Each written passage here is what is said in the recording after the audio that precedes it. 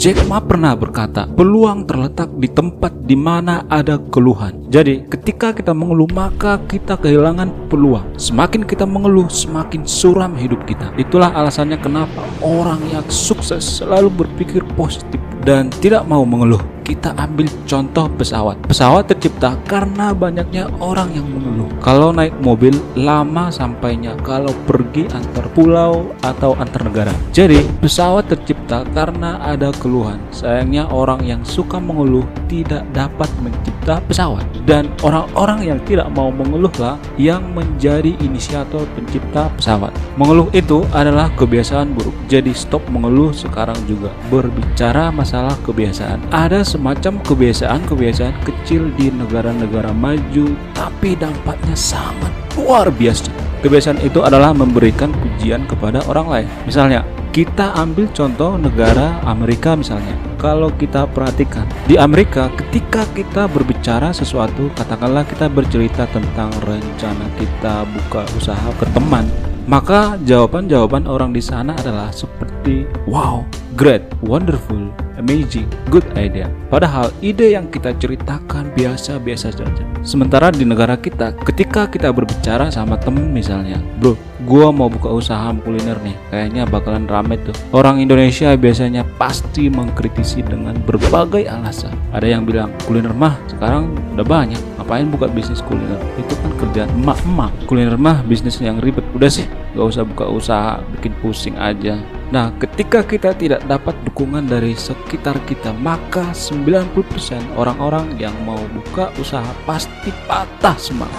Mindset semacam ini adalah hambatan perkembangan suatu negara. Hal ini sama dengan ketika kita mau perang tapi sudah kalah sebelum perang karena kurangnya dukungan dan semangat dari lingkungan. Karena 80% yang menentukan masa depan kita adalah lingkungan. Seperti yang saya suarakan di video-video saya sebelumnya. 5 orang terdekat Anda akan mempengaruhi kehidupan kita 5 tahun ke depan. Manusia di negara-negara maju seperti Amerika, Jepang, Inggris, Korea Selatan, ketika mereka berbicara cenderung memuji. Kebiasaan ini lahir dari didikan orang tua. Maaf, saya tidak mengatakan bahwa didikan orang tua di Indonesia cenderung mengkritisi anaknya.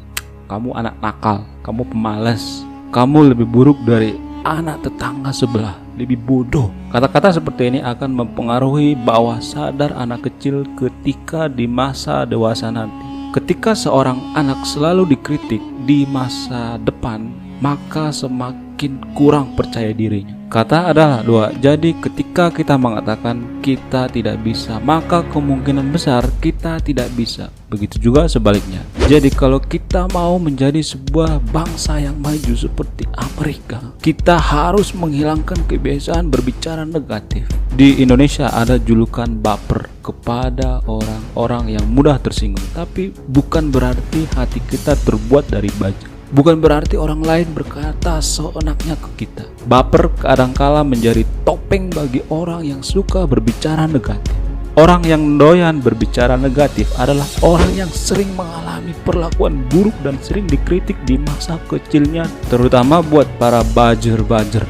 Bajer adalah bentuk dari kelemahan pembangunan sistem positif di sebuah negara. Karena kadangkala bajer menyerang orang lain tanpa kita kenal mereka. Bajer seperti predator bullying di media sosial. Dan jika kita menjadi negara maju, kita mulai dari kebiasaan kecil-kecil dulu. Karena kebiasaan kecil akan sangat berpengaruh besar terhadap perubahan bangsa. Gimana Indonesia? Sudah siapkah kita? Salam profit luar biasa.